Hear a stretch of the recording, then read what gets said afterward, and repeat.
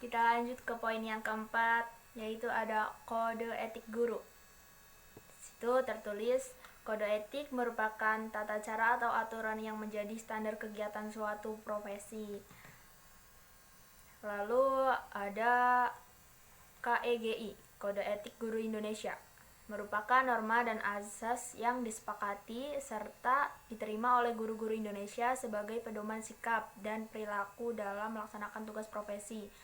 Tugas profesi sebagai pendidik, anggota masyarakat, serta warga negara Indonesia.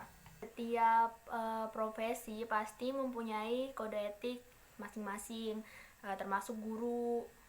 Jadi siapa sih yang membuat kode etik ini? Sebenarnya yang membuat kode etik ini adalah organisasi profesinya itu sendiri, melalui sebuah konferensi kesepakatan bersama. Lalu tujuannya apa dibentuk sebuah kode etik ini? Tujuan dibentuk sebuah kode etik ini yaitu menempatkan guru sebagai profesi yang terhormat, mulia, dan lebih bermartabat. Nah, isi di dalam kode etik sendiri memuat bagaimana seharusnya guru dapat berhubungan. Jadi di dalam kode etik ini terdapat beberapa peraturan-peraturan seperti bagaimana seharusnya guru berhubungan dengan siswanya, lalu berhubungan dengan orang tua siswa, ada juga dengan profesi yang dia miliki tentunya, lalu ada organisasi profesinya, masyarakat, dan pemerintah juga. Nah, kode etik ini kan fungsinya dibuat juga untuk guru, supaya guru itu tidak semena-mena dalam bertugas sih kan, tidak menyalahgunakan profesinya tersebut untuk kepentingan pribadinya ya. Lalu pasti kan manusia bisa saja membuat kesalahan gitu kan. Lalu bagaimana jika ada guru yang melanggar kode etik tersebut? Nah, semuanya sebenarnya udah diatur.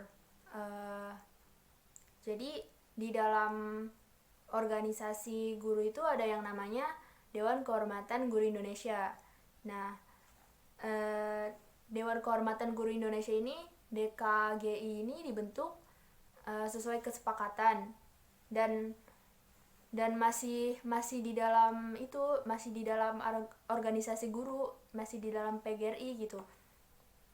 Nah, tugasnya si Dewan Kehormatan ini untuk kayak memberi saran, lalu pendapat, penilaian gitu, lalu penegakan. Contohnya gini, jadi misalkan di sebuah sekolah ada guru yang melanggar kode etik ya. Lalu ada guru lain atau orang lain yang melihat gitu. Jadi alurnya gini. Nah, nanti saksi tersebut akan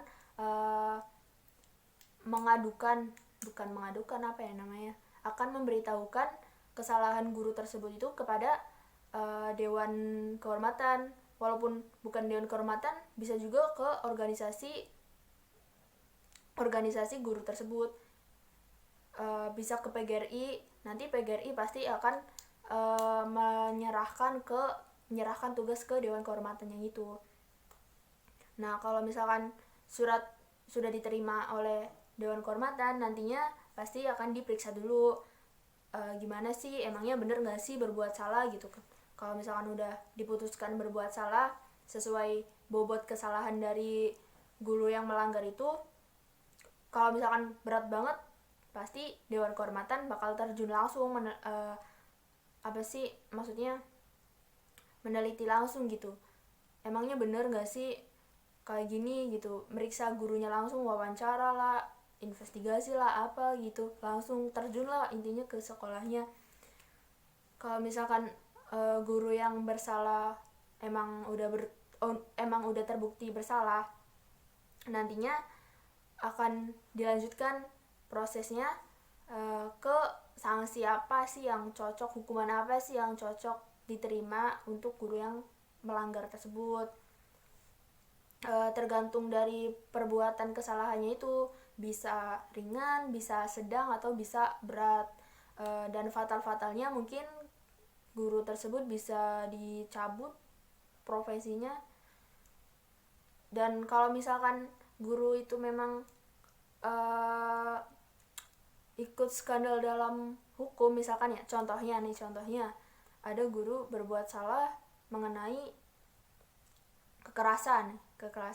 Nah, guru tersebut juga bisa kena pasal tentang perlindungan anak, dan polisi juga mungkin akan ikut campur proses. Nah, jadi guru tersebut bisa kena hukuman double, misalkan satu bisa dipecat, dicopot jabatannya, atau satunya lagi ke proses meja hijau gitu.